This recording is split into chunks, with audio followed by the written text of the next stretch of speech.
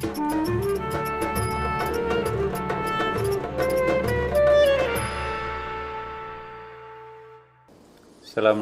warahmatullahi wabarakatuh. Alhamdulillah wa syukurillah wa salatu wassalamu ala rasulillah Sayyidina wa habibina wa syafi'ina wa maulana Muhammadin sallallahu alaihi wasallam.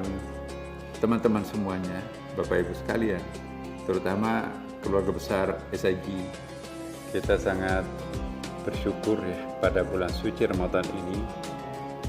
Kita dalam suasana betul-betul menikmati sesuatu yang tidak pernah kita lakukan sebelumnya.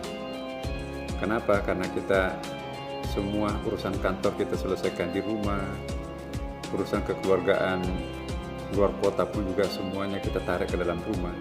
Sampai komunikasi internasional yang sangat penting pun juga kita selesaikan di dalam rumah. Dan ternyata membawa efek yang satu sisi ada positifnya karena kita bisa memanfaatkan jaringan IT yang sedemikian canggih sekarang.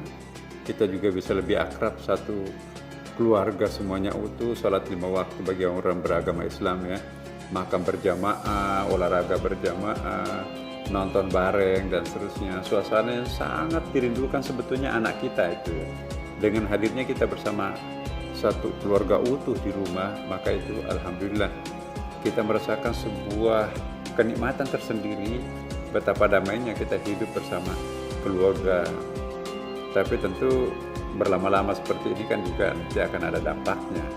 Nah, karena itu pada kesempatan ini izinkan saya share pada kesempatan ini apa yang harus kita lakukan dalam kondisi seperti ini. Satu sisi kita harus menjalani bulan puasa, tapi pada sisi lain juga kita harus mewaspadai diri kita untuk tidak banyak keluar, bahkan terpaksa kita nggak bisa ke masjid atau tidak bisa menunaikan i'tikaf di masjid seperti tahun-tahun sebelumnya. Tapi saya ingin yakinkan kepada teman-teman semuanya bahwa semuanya ini diatur oleh Allah Subhanahu wa Ta'ala. Jangan pernah kita merasa berkurang karena ibadah kita dilakukan di rumah. Yang menyebabkan ini semuanya adalah Dia juga. Karena itu malah justru sebaliknya, kalau kita memaksakan diri pergi ke masjid, malah kesannya itu egois. Tidak boleh beragama secara egois, cari pahala sendiri, tapi pulang-pulang dari masjid itu bawa malapetaka untuk keluarga. Anak muda mungkin bisa daya tahan tubuhnya kuat, tetapi nanti kalau yang oleh-olehnya itu nanti diserahkan ke orang tua kita 60 tahun ke atas itu bisa betul-betul malapetaka itu. Makanya itu di dalam kaidah agama kita, terutama agama Islam, ada yang disebut darul mafasid muqaddamun ala jalbil masalih. Menolak bahaya itu lebih utama daripada mengejar manfaat. Kita tahu bahwa pergi ke masjid itu sunat, pahalanya bagus. Kita juga tahu tarawih itu bagus. Ya, tetapi itu sunat. Sedangkan memelihara kesehatan, apalagi memelihara kesehatan keluarga, itu wajib. Dalam beragama, wajib harus didahulukan daripada yang sunat. Ya. Saya ingin ulangi sekali lagi, jangan mengedepankan sunat daripada wajib. Wajib harus dikedepankan daripada yang sunat. Artinya apa dan konsekuensinya apa? Dia tidak perlu ke masjid. Jangan ragu. Selama ini kan masih mendua, kita takut lu ke masjid, tempat kita berdoa paling bagus. Belum. Nabi juga mengatakan al-ardu masjidun, seluruh permukaan bumi itu masjid. Jadi rumah kita juga di atas permukaan bumi kan, berarti rumah kita juga masjid. Nah, yang kedua teman-teman, saya juga perlu ingatkan, Rasulullah itu juga memperkenalkan Islam itu betul-betul mudah, meskipun tidak untuk dimudah-mudahkan. Satu saat Rasulullah SAW didatangi sahabat, ya Rasulullah, sudah lama saya tidak pernah makan siang. Kenapa?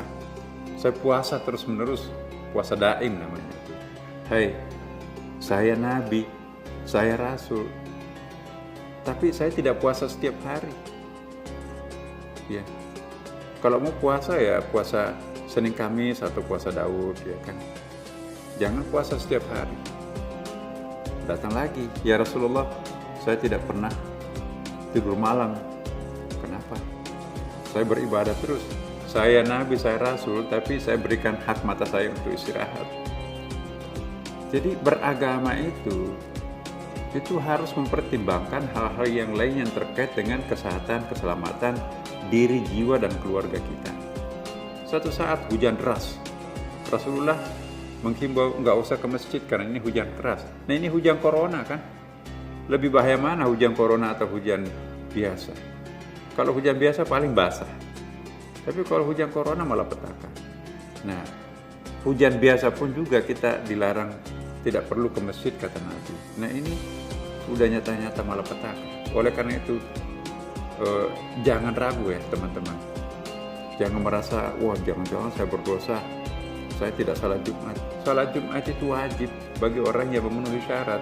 Tapi orang yang bepergian, musafir, tidak wajib salat Jumat. Wajibnya salat zuhur.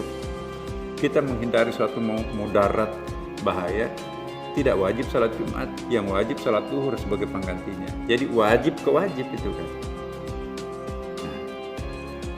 Nah, sunat dilakukan di masjid. Tapi kan sekarang kita sunat melakukan di sini. Apa yang harus kita lakukan dalam kondisi seperti ini? Saya kira yang paling bagus untuk kita lakukan, bagaimana kita berbagi.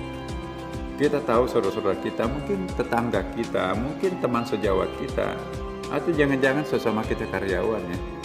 Khususnya kita di lingkungan SIG ini kan pasti banyak tingkatannya, jadi kita perlu ada solidaritas di sini nih. Tanpa solidaritas itu kita nanti tidak bisa menjadi kita tidak mungkin menjadi sosok company yang solid begitu ya. Nah karena itu saya ingin menghimbau kepada kita semuanya. Mungkin sedikit artinya bagi kita, tapi besar artinya buat saudara-saudara kita yang lain. Ya, apalagi sekarang ini kan banyak sekali jalur-jalur rezeki yang terpotong dengan adanya protokol kesehatan sekarang ini. Nah bagi teman-teman kita yang sedikit memiliki kelebihan, alangkah bagusnya dan alangkah indahnya, apalagi ini bulan suci Ramadan, kita berbagi dengan saudara kita yang kurang mampu. Ini message yang sangat penting untuk kita akan sampaikan pada kesempatan ini. Sekali lagi, mungkin sedikit artinya buat kita, luar biasa nilainya bagi mereka. Bulan Ramadan ini adalah lahan paling subur untuk menanam biji-biji amal. Pasti nanti pahalanya nanti akan besar di akhirat. Kenapa? Bulan Ramadan kali ini bukan Ramadan biasa, penuh tantangan. Penuh tantangan, bukan hanya menahan diri tidak makan, tidak minum, tidak berhubungan suami istri, tapi kita juga menahan diri untuk tidak kemana-mana. Karena apa?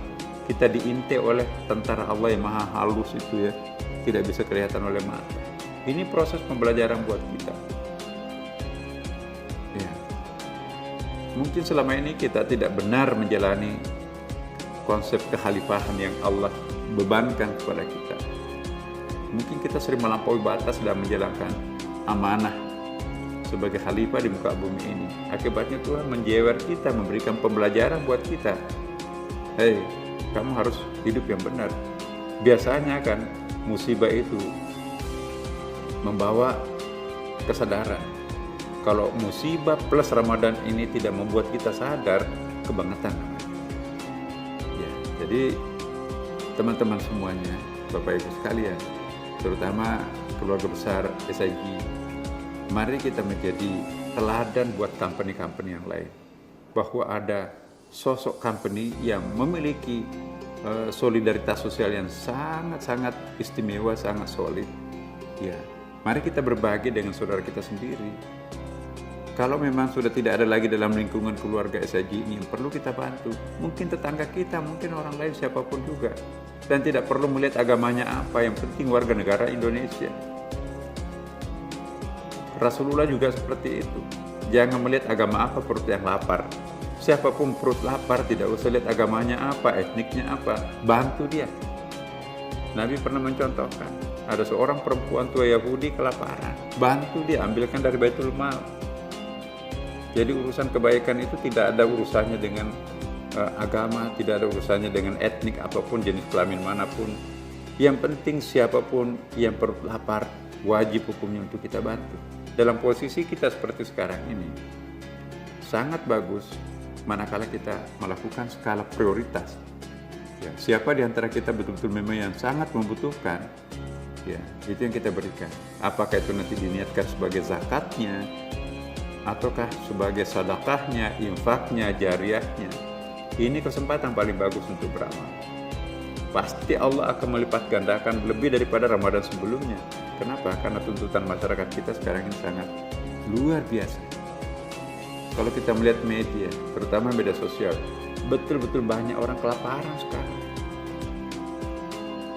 Mendemonstrasikan kelebihan di tengah kelaparan orang lain, itu satu bentuk dosa.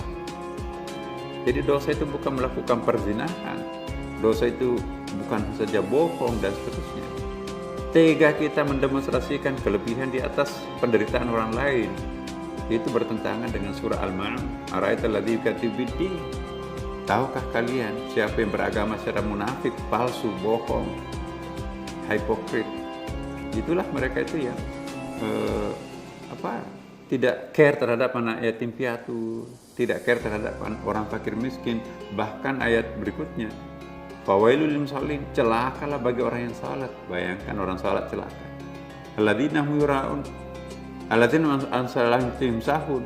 Orang yang salatnya itu tidak fokus, tidak konsentrasi, sering ompong. Alladzina hum yura'un, apa itu ria ya? Mendemonstrasikan kelebihannya di atas kesengsaraan orang lain, itu enggak boleh.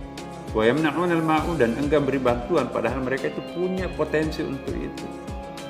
Tapi membiarkan belakang rumahnya itu enggak pernah tersentuh bantuannya sedikit pun. Nah, kali ini kita diuji apakah kita beriman atau enggak. Jangan sampai kita berpuasa, kita ibadahnya banyak, ngaji dan lain-lain, tapi tetangganya itu menderita kelaparan, dosa. Membiarkan surplus tabungan kita ada di mana-mana, rumahnya, propertinya ada di mana-mana, tapi membiarkan saudaranya itu kelaparan tanpa ada perhatian terhadap mereka. Itu suatu bentuk pengkhianatan terhadap agama.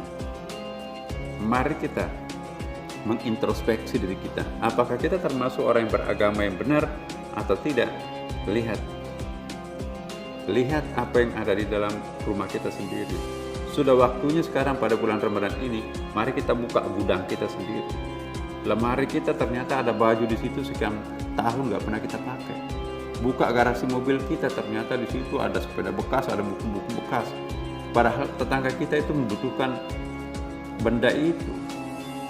Alat-alat olahraga yang sudah puluhan tahun nggak pernah dipakai, ngapain menyimpan di tempat-tempat itu? Nah, semua barang yang tidak berguna itu menangis.